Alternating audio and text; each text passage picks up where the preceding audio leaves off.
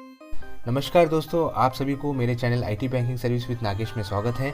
चलिए दोस्तों, आज के इस वीडियो में हम लोग जान लेते हैं पब्लिक प्रोविडेंट फंड के बारे में। तो इसके बारे में मैंने एक डेडिकेटेड वीडियो डाला हुआ है, तो ये वीडियो देखने के बाद उस वीडियो को आप ज़रूर देखिएगा।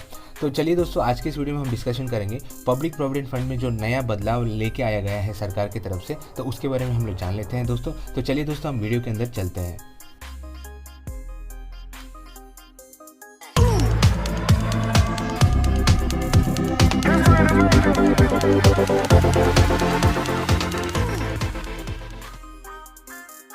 चलिए दोस्तों, अभी हम लोग जान लेते हैं पीपीएफ अकाउंट में क्या क्या नया रूल आया है। तो वन बाय वन करके हम लोग देख लेते हैं दोस्तों। तो पहला रूल ये है पीपीएफ अकाउंट डिपॉजिट, यानी कि पैसे जो आप पीपीएफ अकाउंट में डिपॉजिट करते थे, यानी पैसे जमा करते थे। तो पहले जो है आप कितनी बार भी आप अपने अकाउंट में डिपॉजिट कर सकते थे।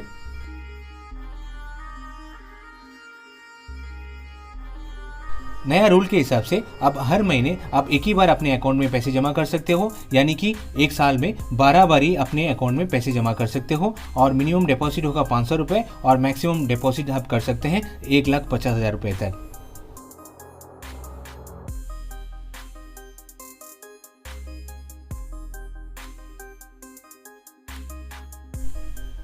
दोस्तों, अभी हम लोग जान लेते हैं कि दूसरा बदलाव क्या हुआ है। Interest payment on loan against PPF, यानी कि जो लोन आप लेते हैं, जो पीपीएफ में जो पैसा जमा है आपका पैसा, तो उसमें जो लोन लेते हैं उसमें पहले इंटरेस्ट लगता था 2% का, जो कि नया रूल के हिसाब से अभी ये घटकर ये हो गया है 1%, यानी कि आपको अभी 1% का ही इंटरेस्ट आपको देना पड़ेगा।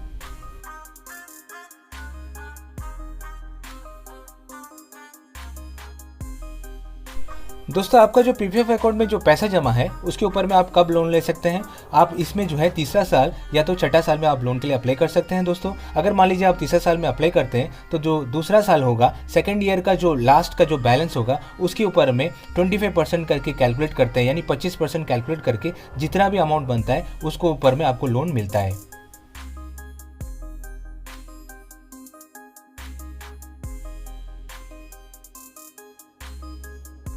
दोस्तों, अभी हम लोग जान लेते हैं कि पीपीएफ अकाउंट में तीसरा बड़ा बदलाव क्या हुआ है।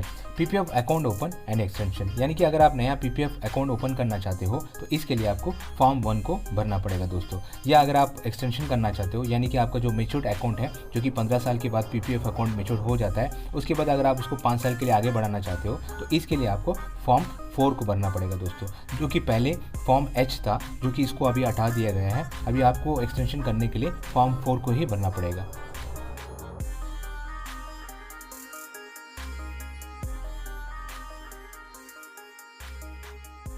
दोस्तों, नया रूल के हिसाब से पहले जो पीपीएफ अकाउंट जो 15 साल के बाद 5-5 साल के लिए आप जो एक्सटेंड करते थे तो उसमें आपको पैसे जमा करना पड़ता था। नया रूल के हिसाब से आपको पैसे जमा करने का कोई ज़रूरत नहीं पड़ता है दोस्तों। अगर आप चाहते हैं तो उसमें पैसे जमा कर सकते हो, नहीं तो जो भी अकाउंट बैलेंस आपका जो पहले से जमा है उसी के ऊपर में उसी साल के हिसाब से आपको इंटरेस्ट मिलता है।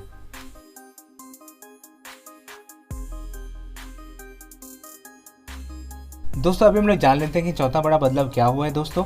लोन रिपेमेंट टर्म्स, अगर आप पीपीएफ अकाउंट से लोन ले लेते हो तो उसके बाद उसको चुकाने का समय होता है 3 साल का, यानी 36 मंथ के अंदर। तो इस समय के अंदर अगर आपने रिपेमेंट कर दिया तो आपका जो रेट ऑफ इंटरेस्ट होगा 1%, जो कि अभी फिलहाल कम किया गया है गवर्नमेंट की तरफ से। अगर आप 3 साल के अंदर रिपेमेंट नहीं कर पाते हो तो आपके ऊपर में जो ज़्यादा रेट ऑफ इंटरेस्ट लगेगा, यानी 7% अभी जो फिलहाल चल रहा है उसके हिसाब से आपको जो है पेमेंट करना पड़ेगा। इसके साथ में आपको जो पेनल्टी भी साथ में देना पड़ेगा दोस्तों।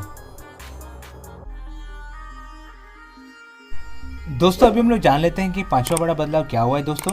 ये है प्री मैच्योर अकाउंट क्लोजर, जो कि इसके लिए पहले से ही गवर्नमेंट की तरफ से लॉ बनाया गया है। जैसे कि अगर आपको बीच में आप अकाउंट को बंद करना चाहते हैं तो इसके लिए एजुकेशन पर्पस के लिए या तो मेडिकल ट्रीटमेंट के लिए या कोई इमरजेंसी के लिए ये अकाउंट को आप क्लोज कर सकते हैं। अभी नया सा एक प्रोविजन ऐड किया गया है। अगर किसी का रेजिडेंसी चेंजेस हो गया है, वो अगर नॉन रेजिडेंट इंडियन हो गया है तो इस केस में भी उसका जो है अकाउंट क्लोज किया जाएगा, लेकिन उसके लिए पासपोर्ट, वीज़ा या तो इनकम टैक्स रिटर्न फाइल उनको देना पड़ेगा। इसके साथ में जो है 1% का पेनाल्टी भी चार्ज होता है दोस्तों।